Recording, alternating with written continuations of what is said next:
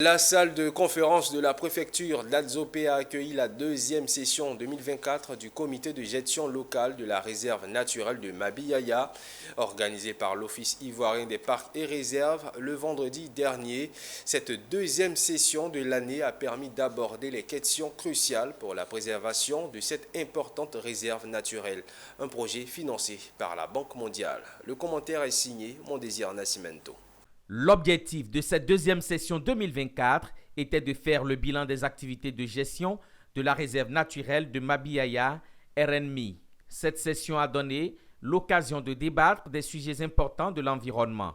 L'orpaillage illégal qui entraîne des conséquences désastreuses sur l'environnement et l'économie autour de cette réserve naturelle ainsi que d'autres aires protégées.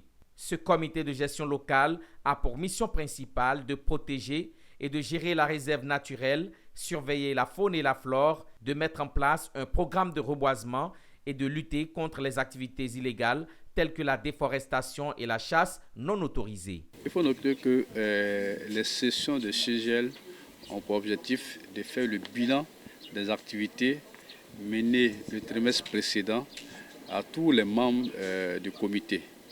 Et lors de ce bilan, on a pu noter qu'en dépit de quelques difficultés, nous avons une bonne exécution des activités qui ont été programmées dans le plan de l'opération au titre du premier trimestre.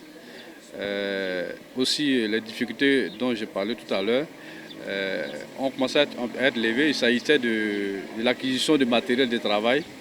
Les difficultés qui ont pu être levées aussi lors de cette présentation ont concerné surtout la situation de l'orpaillage autour de l'aire protégée, notamment au niveau du fleuve Komoué.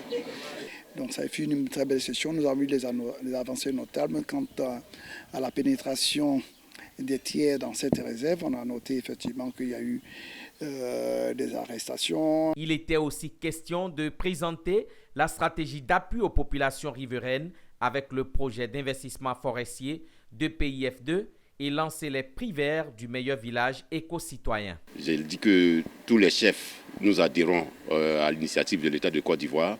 Nous faisons notre part, nous sensibilisons, nous interdisons. Et encore à Bétier, nous sommes au bord d'une réserve. Nous disons que nous savons que les réserves n'admettent pas la présence humaine. Nous, chefs, nous avons fait notre part. Il reste le gouvernement. Il faut noter que la réserve naturelle de Mabiyaya se situe dans la région de Lamé, au sud-est de la Côte d'Ivoire. Cette zone protégée s'étend sur plusieurs milliers d'hectares, englobant une riche diversité d'écosystèmes allant des forêts denses aux zones humides.